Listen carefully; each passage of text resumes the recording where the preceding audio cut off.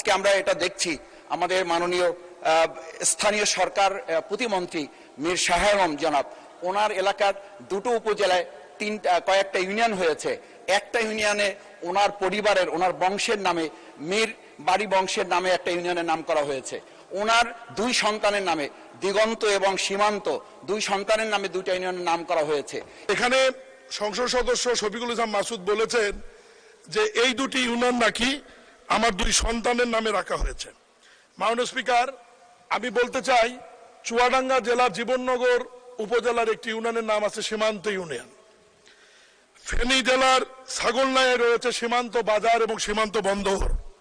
বিবাড়িয়ার কসবা উপজেলায় রয়েছে সীমান্ত বাজার।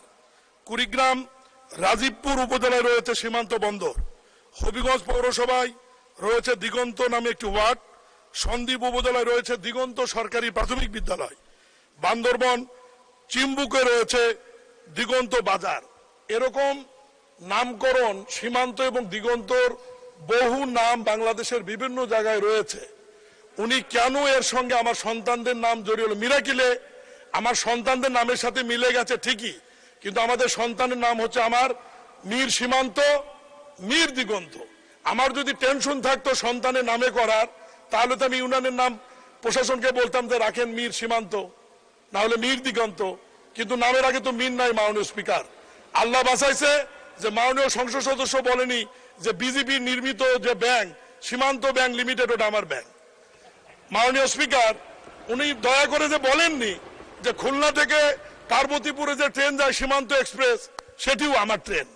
মাননীয় স্পিকার, উনি যে দয়া করে বলেননি যে গুলশান একে যে দিগন্ত টাওয়ার রয়েছে, সেটিও আমার। মাননীয় স্পিকার, আমি বিরোধী দলের সংসদ সদস্যকে অনুরোধ করব, দিগন্ত টেলিভিশন আমার না। মাননীয় স্পিকার, দিগন্ত টেলিভিশন আমার না।